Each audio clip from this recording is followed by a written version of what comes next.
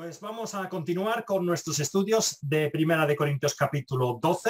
Voy a leer los primeros 11 versículos, pero como ya sabéis, estamos llegando al final de esta sección y vamos a mirar el versículo 11.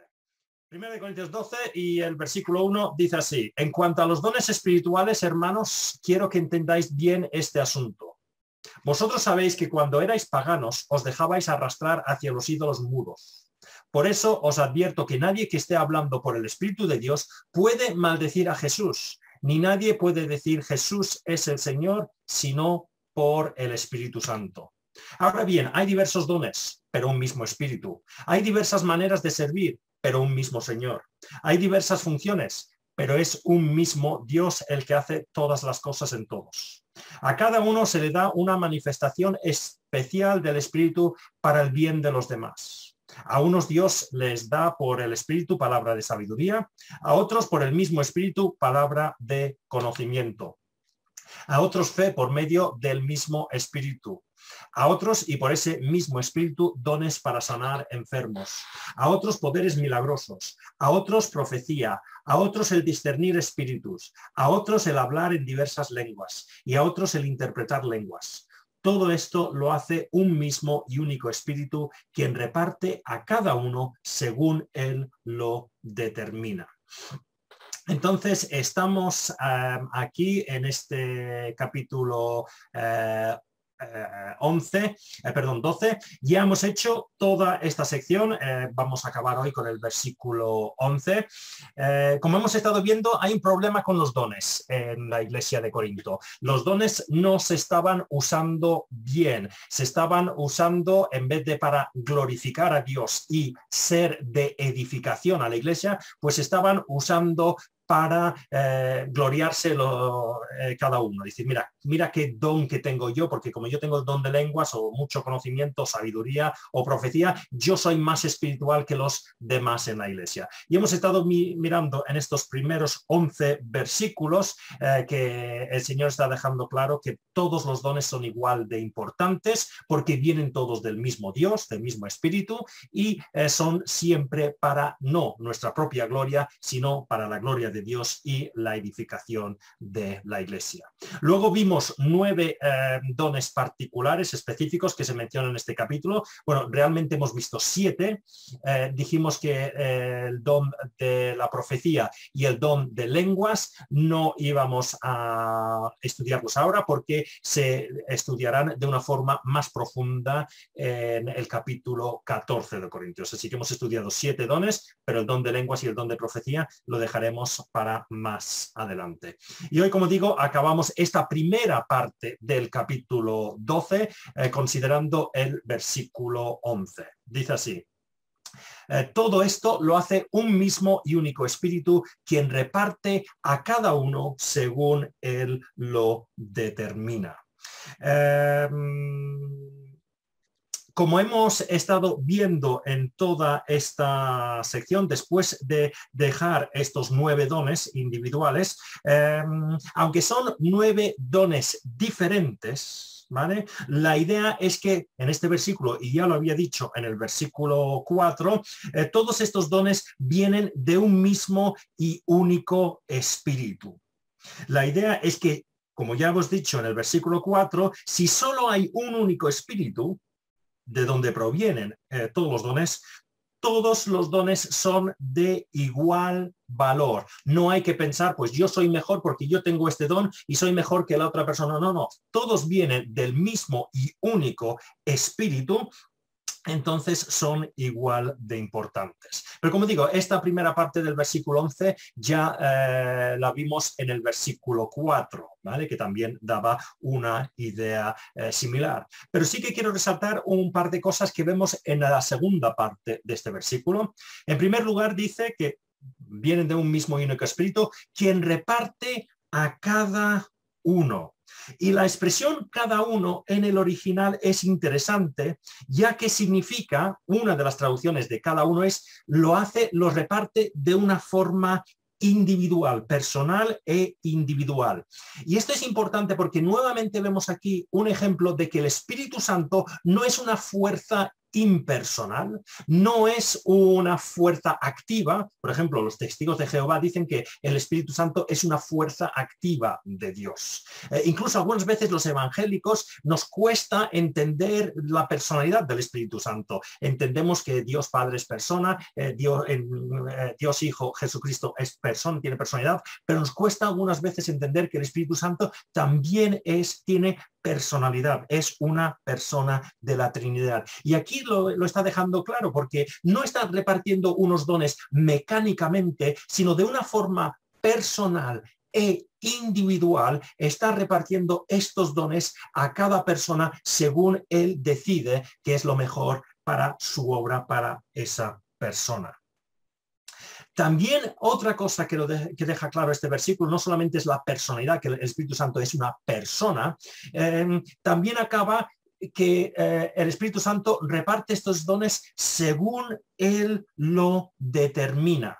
Recordemos que uno de los problemas que tenían los corintios es que estaban haciendo una competición y pensaban que, mira, yo me he ganado este don, yo tengo el don de profecía porque yo soy muy espiritual y me he ganado este don y por eso soy mejor que tú, o tengo más conocimiento que tú, o más sabiduría porque yo me he esforzado y yo me he ganado este don porque yo soy mejor cristiano que tú. Ese es el contexto que estamos viendo en el capítulo 12.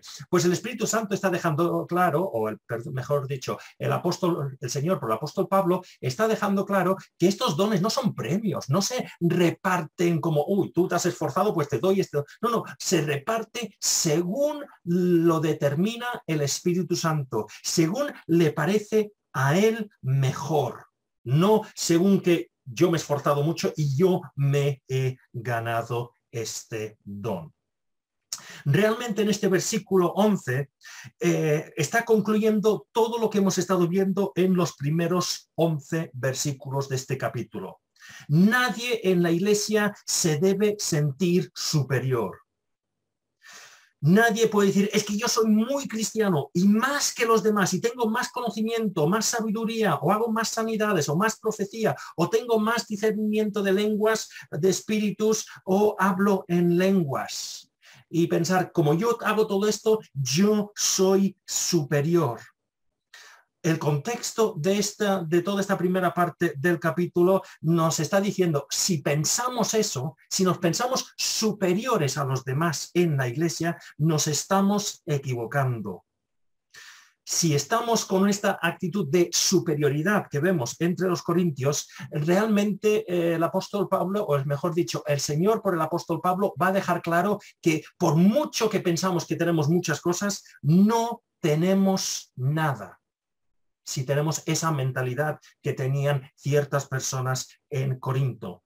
Y voy a adelantarme y voy a leer los primeros 3 versículos del siguiente capítulo que van a desarrollar esta idea más. Solo los voy a leer ahora, no los vamos a estudiar. Pero el apóstol Pablo, el Señor por el apóstol Pablo, está diciendo lo siguiente en los primeros 3 versículos del capítulo 13. Dice, si hablo en lenguas humanas y angelicales, pero no tengo amor, no soy más que un metal que resuena o un platillo que hace ruido. Si tengo el don de profecía y entiendo todos los misterios y poseo todo el conocimiento, y si tengo una fe que logra trasladar montañas, pero me falta amor, no soy nada. Si reparto entre los pobres todo lo que poseo y si entrego mi cuerpo para que lo consuman las llamas, pero no tengo amor, nada gano con esto. Está, entre otras cosas, está hablando de los dones que hemos visto en estos primeros 11 versículos y dice, oye, podéis tener todo el conocimiento que queráis, podéis tener una fe impresionante, podéis hablar en todas las lenguas del mundo y en las lenguas angelicales si queréis, pero si no tenéis amor, si estáis con superioridad, pues realmente no tenéis nada. Y eso es lo que estamos viendo en estos primeros 11 versículos, ¿vale? Entonces, que el Señor nos ayude a todos, porque todos tenemos pecado, todos tenemos esa tendencia de intentar glorificarnos a nosotros mismos y pensarnos superiores a los demás, pues pidamos al Señor, ayúdame, Señor, a usar lo que tú me has dado con amor y no con superioridad, sino con amor y para la edificación de tu iglesia y glorificar tu nombre de esa manera. Porque como digo, Satanás sabe nuestras debilidades y sabe que nos puede tentar diciendo, oye Michael, esto es gracias a ti, porque tú eres tan... No, no, no, no. Tengo que hacer todo con amor. Entonces vamos a entrar en la segunda parte del capítulo 12 ahora. Y la segunda parte del capítulo 12 de Corintios, pues básicamente es todo el resto del capítulo. Voy a leer los versículos y luego vamos a entrar solamente en el versículo 12 y 13 esta tarde. Entonces, como hemos dicho, hemos hecho esa primera introducción en los primeros 11 versículos que hablan de los dones y el uso correcto de los dones. Y ahora va a hablar del cuerpo. Y vamos a mirar lo que dice. 1 Corintios 12 y el versículo 12. De hecho, aunque el cuerpo es uno solo, tiene muchos miembros. Y todos los miembros, no obstante ser muchos, forman un solo cuerpo. Así sucede con Cristo. Todos fuimos bautizados por un solo espíritu para constituir un solo cuerpo, ya seamos judíos o gentiles, esclavos o libres. Y a todos se nos dio a beber de un mismo espíritu. Ahora bien, el cuerpo no consta de un solo miembro, sino de muchos. Si el pie dijera, como no soy mano, no soy del cuerpo, no por eso dejaría de ser parte del cuerpo. Y si la oreja dijera, como no soy ojo, no soy del cuerpo, no por eso dejaría de ser parte del cuerpo. Si todo el cuerpo fuera ojo, ¿qué sería del oído? Si todo el cuerpo fuera oído, ¿qué sería del olfato? En realidad, Dios colocó cada miembro del cuerpo como mejor le pareció. Si todos fueran un solo miembro, ¿qué sería del cuerpo? Lo cierto es que hay muchos miembros, pero el cuerpo es uno solo. El ojo no puede decirle a la mano, no te necesito. Ni puede la cabeza decir a los pies, no os necesito. Al contrario, los miembros del cuerpo que parecen más débiles son indispensables, y a los que nos parecen menos honrosos los tratamos con especial honra. Y se trata con especial modestia a los miembros que nos parecen menos presentables, mientras que los más presentables no requieren trato especial. Así Dios ha dispuesto los miembros de nuestro cuerpo, dando mayor honra a los que menos tenían, a fin de que no haya división en el cuerpo, sino que sus miembros se preocupan por igual unos por otros. Si uno de los miembros sufre, los demás comparten su sufrimiento, y si uno de ellos recibe honor, los demás se alegran con él. Ahora bien, vosotros sois el cuerpo de Cristo y cada uno es miembro de ese cuerpo. En la iglesia Dios ha puesto en primer lugar apóstoles, en segundo lugar profetas, en tercer lugar maestros, luego los que hacen milagros, después los que tienen dones para sanar enfermos, los que ayudan a otros, los que administran y los que hablan en diversas lenguas. ¿Son todos apóstoles? ¿Son todos profetas? ¿Son todos maestros? ¿Hacen todos milagros? ¿Tienen todos dones para sanar enfermos? ¿Hablan todos en lenguas? ¿Acaso interpretan todos? Vosotros, por vuestra parte, ambicionad los mejores dones. Entonces vamos a entrar en esta siguiente parte del capítulo, la segunda parte del capítulo. Como he dicho, en los primeros 11 versículos, Pablo ha estado hablando de los diferentes dones que el Espíritu Santo ha repartido entre los creyentes.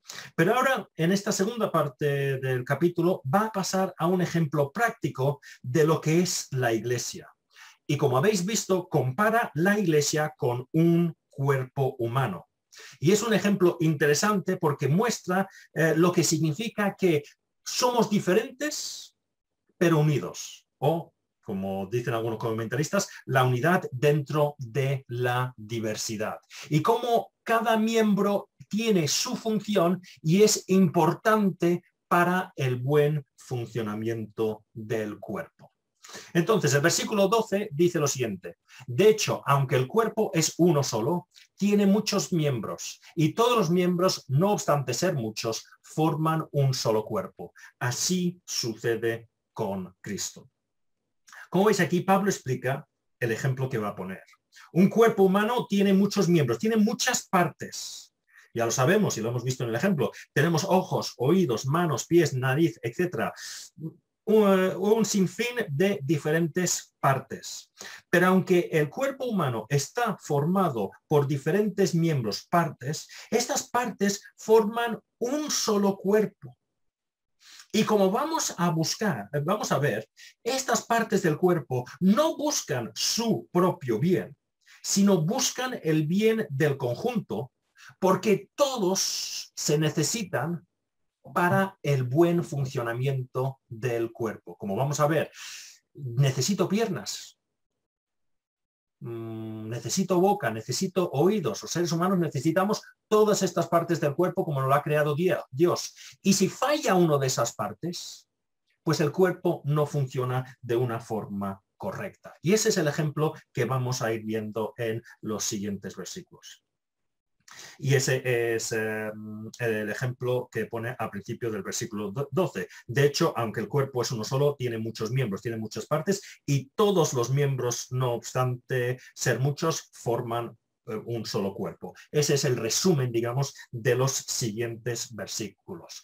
Pero antes de pasar al versículo 13, quiero resaltar una cosa que vemos al final de este versículo, porque habla de que un cuerpo tiene muchos miembros y todos los miembros, no obstante ser muchos, forman un solo cuerpo, y pensaríamos que tendría que acabar el versículo con así sucede con la iglesia, porque siempre estamos acostumbrados a pensar en la iglesia como un cuerpo. Pero el apóstol no pone así sucede con la iglesia.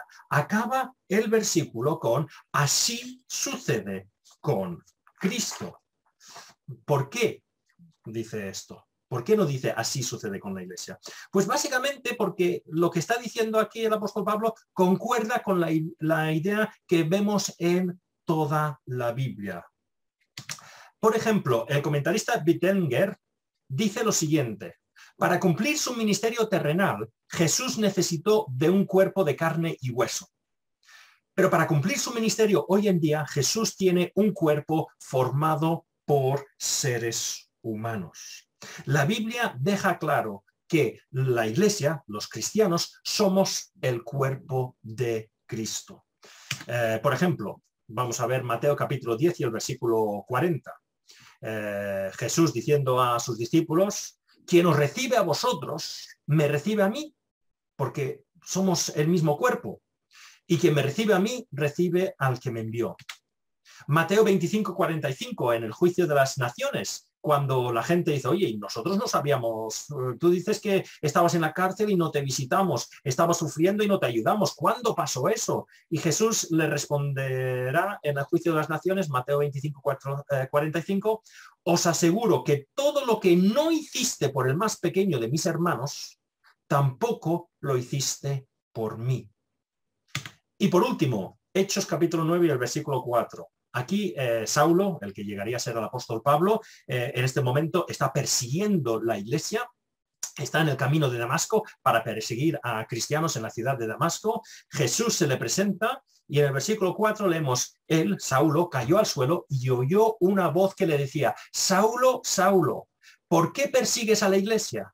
No, lo he dicho mal. No dice por qué persigues a la iglesia. ¿Por qué me persigues a mí? Pero Saulo no estaba persiguiendo a Jesús, estaba persiguiendo a la iglesia. Pues al perseguir la iglesia como es cuerpo de Cristo, estaba persiguiendo la iglesia. Así que vemos constantemente en todo el Nuevo Testamento la idea de que el cuerpo de Cristo es la iglesia. Ahora, dos cosas que quiero resaltar antes de pasar al versículo 13. Que seamos cuerpo de Cristo no significa que seamos igual que Cristo, que estemos al mismo nivel. Eso creo que lo tenemos claro, pero como dice Colosenses 1:18, hablando de Jesús, dice: él es la cabeza del cuerpo, que es la iglesia. Cristo es la cabeza de la iglesia, ¿vale? Nosotros somos su cuerpo, pero Cristo es nuestra cabeza y estamos sometidos a Cristo, que es la cabeza. Creo que eso lo tenemos claro, pero hay que resaltarlo. Pero hay una segunda cosa que quiero resaltar acerca de esta idea de que así pasa con Cristo, así que la iglesia es el cuerpo de Cristo. Porque muchas veces cuando pensamos que la iglesia somos un mismo cuerpo, pensamos: oye, es incorrecto hacerle daño a mi hermano o mi hermana porque me estoy haciendo daño a mí, porque somos el mismo cuerpo. Y sí, es verdad. Y eso lo pasa cuando te duele, por ejemplo, la cabeza, te deja chafado todo el cuerpo, ¿vale? Si te golpeas la rodilla, pues te afecta, te puede dejar mal todo el cuerpo. Así que siempre hemos dicho: oye, qué tontería hacer daño a alguien dentro de la iglesia, porque al fin y al cabo me estoy haciendo daño a mí mismo porque somos el mismo cuerpo. Y es verdad, ese ejemplo se puede entender dentro de este ejemplo que está poniendo el Señor por el apóstol Pablo. Pero quiero dar una razón aún más importante por la cual debemos tener mucho cuidado con el trato que tenemos con nuestros hermanos. Porque cuando dañamos a otro miembro del cuerpo, y es lo que estábamos viendo en Corinto, cuando vemos esa superioridad, eso de que esta persona es inferior, es un cristiano como mucho de segunda categoría, o incluso ni es cristiano, y es lo que estamos viendo en Corinto, pues no estamos menospreciando sencillamente al cristiano, no estamos haciendo daño al hermano, estamos haciendo daño a Cristo. Recuerda lo que dijo Jesús a Saulo. ¿Por qué me persigues? No porque persigues a mi iglesia, no. ¿Por qué me persigues? Así que con nuestras relaciones con los hermanos debemos ir con mucho cuidado. Es verdad que como cristianos hemos de proteger la iglesia contra la falsa enseñanza, la falsa doctrina, los falsos maestros. No lo niego, la Biblia lo deja claro. También deja claro la Biblia que como iglesia quizás habrá momentos que tengamos que ciertas conductas en hermanos en la iglesia habrá que ponerlos en disciplina. Ya lo hemos visto en la carta de los Corintios. Ese hombre que estaba teniendo relaciones sexuales con su madrastra, el apóstol Pablo dice, oye, no, hay que solucionar esto, hay que ponerle en disciplina a ver si se arrepiente. Pero hemos de hacer las cosas siempre con cuidado. Yo creo que si yo personalmente cada vez que hablo con un hermano pensara, este hermano es igual que de cristiano que yo, es igual de parte del cuerpo de Cristo que yo, quizás iría con mucho cuidado con lo que dijera. Y no estoy diciendo que no digamos las verdades, pero hemos de saber cómo lo estamos haciendo. Porque si estamos menospreciando a ciertas personas, y esa persona es un cristiano, es parte del cuerpo de Cristo, estamos menospreciando a Cristo. Os he puesto este ejemplo porque es un ejemplo que a mí me entristece, pero la polarización que vemos en el mundo está entrando en la iglesia.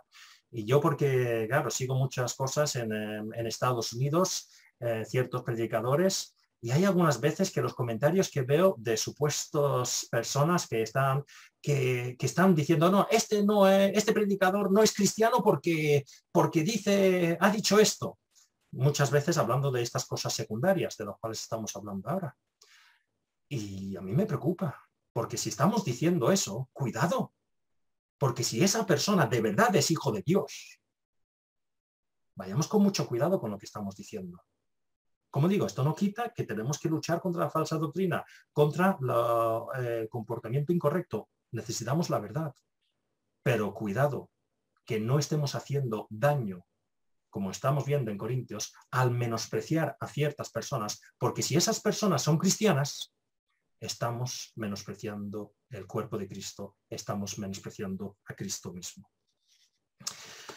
Continuamos con el versículo 13. Dice así, y con este versículo acabamos. Todos fuimos bautizados por un solo espíritu para constituir un solo cuerpo, ya seamos judíos o gentiles, esclavos o libres, y a todos se nos dio a beber de un mismo espíritu. Entonces, este versículo nos muestra cómo llegamos a ser parte de ese cuerpo, ¿vale? Hemos dicho que somos un cuerpo. ¿Pero cómo es que somos un cuerpo? Pues porque hemos sido bautizados por, o según la versión que tengáis, en un solo espíritu, y a todos se nos dio a beber de un mismo espíritu. Y este versículo ha traído bastante debate. Porque, entre otras aplicaciones a este versículo, algunos lo han usado para indicar que hay dos partes de la conversión, ¿vale? Uno, que es nuestro bautismo inicial en las aguas. Todos fuimos bautizados, porque, como digo, muchas traducciones pueden traducir correctamente en un solo espíritu, y la idea es que fuimos bautizados en el agua en nombre del Padre, del Hijo y del Espíritu Santo. Entonces, hay gente que cree que esto habla del bautismo literal en las aguas, y a todos se nos dio a beber de un mismo espíritu. Y aquí dicen, y posteriormente, pues somos bautizados por el Espíritu Santo. El Espíritu Santo entra en nosotros de una forma especial y comenzamos a hacer cosas que quizás antes no podíamos hacer. Pero como digo, este versículo es un poquito difícil de traducir desde el original. Así que cuando encontramos un versículo que es difícil de traducir del original, en vez de hacer nuestra teología solamente basado en un versículo que puede ser un poquito complicado, lo que tenemos que hacer es mirar si nuestras conclusiones acerca de este versículo concuerdan con el resto de la Biblia. Entonces voy a compartir con vosotros lo que explican la mayoría de los comentaristas, que concuerda con lo que decimos acerca del bautismo del Espíritu Santo en el resto de la Biblia. La primera idea que tenemos aquí al principio del versículo es que estamos bautizados por o en el Espíritu Santo. La primera parte, todos fuimos bautizados por o en un solo Espíritu. Y como digo, ¿esto qué significa esto de bautizar? Estamos hablando del bautismo literal en las aguas. No necesariamente. Es probable aquí que la palabra bautizar no se refiera al hecho literal del bautismo, sino a la idea simbólica de lo que significa el bautismo. Jesús usaba la palabra bautizar de una forma simbólica en más de una ocasión. Por ejemplo, hay un momento en Marcos capítulo 10 que dos de sus discípulos dicen, oye, Jesús, cuando vengas en tu reino, ¿nos podremos sentar a tu izquierda y tu derecha? Y Jesús les contesta lo siguiente, no sabéis lo que estáis pidiendo, les replicó Jesús. ¿Podéis acaso beber el trago amargo de la copa que yo bebo o pasar por la prueba del bautismo con el que voy a ser probado? Y obviamente aquí el bautismo no está hablando de su bautismo en el Jordán, está hablando de lo que va a pasar en la cruz. Entonces, hemos de entender esta referencia no necesariamente, volviendo al versículo 13, no necesariamente al bautismo que entendemos nosotros en las aguas, sino en ser bautizados por el Espíritu Santo. ¿Y qué significa esto? Pues la palabra bautismo tiene ciertas ideas. Y una de las ideas principales es sumergirse. Os pongo un ejemplo. En la antigüedad, cuando un barco se hundía, los marineros decían el barco se ha bautizado. Porque la idea es que al sumergirse, el agua rodeaba ese barco y entraba en el barco. Así que estaba rodeando el barco y entrando dentro del barco. Estaba ya totalmente cubierto y el agua se había metido dentro. Eso es la idea de bautismo. Entonces, la idea aquí, al ser bautizado por el Espíritu Santo, significa eso, de estar no solamente rodeados por el Espíritu Santo, sino que el Espíritu Santo esté dentro de nosotros, ¿vale? Estamos sumergidos, abrumados por el Espíritu Santo. Claro, la pregunta que debemos hacernos es, ¿cuándo ocurre esto? Pues según la Biblia, esto ocurre en el momento de la conversión. Si vamos a Romanos capítulo 8 y el versículo 9, leemos lo siguiente. Sin embargo, vosotros no vivís según la naturaleza pecaminosa, sino según el Espíritu. Si es que el Espíritu de Dios vive en vosotros. Y si alguno no tiene el Espíritu de Cristo, no es de Cristo. Si no tenemos el Espíritu, si no tenemos el Espíritu Santo, no somos cristianos. Entonces esa idea de que somos bautizados por el Espíritu Santo en un momento posterior a la conversión no tiene base bíblica, porque aquí deja claro que el Espíritu Santo entra en nosotros en el momento de la conversión y si no lo tenemos es que no nos hemos convertido. Es verdad que la Biblia deja claro que el cristiano puede apagar el Espíritu Santo, ¿vale? Puede entristecer al Espíritu Santo. Estamos viendo que uno de los grandes problemas de los corintios es que no estaban usando el Espíritu Santo en la manera que debían. Le estaban ignorando y haciendo las cosas de la manera que siempre habían hecho las cosas, sin tener en cuenta todos esos dones y ayuda que les podía dar el Espíritu Santo. Pero la realidad es que en el momento de la conversión tenemos la oportunidad de ser rodeados, sumergidos, que el Espíritu Santo entre en nosotros. Y eso es lo que vemos también en la segunda parte, al final, dice, y todos se nos dio a beber de un mismo espíritu. Este ejemplo al final no es un bautismo posterior por el Espíritu Santo, es la misma idea, pero con otra metáfora. Pablo está hablando de que fuimos bautizados por un solo espíritu y a todos se nos dio a beber de un mismo espíritu. Está diciendo exactamente lo mismo al principio del versículo que al final.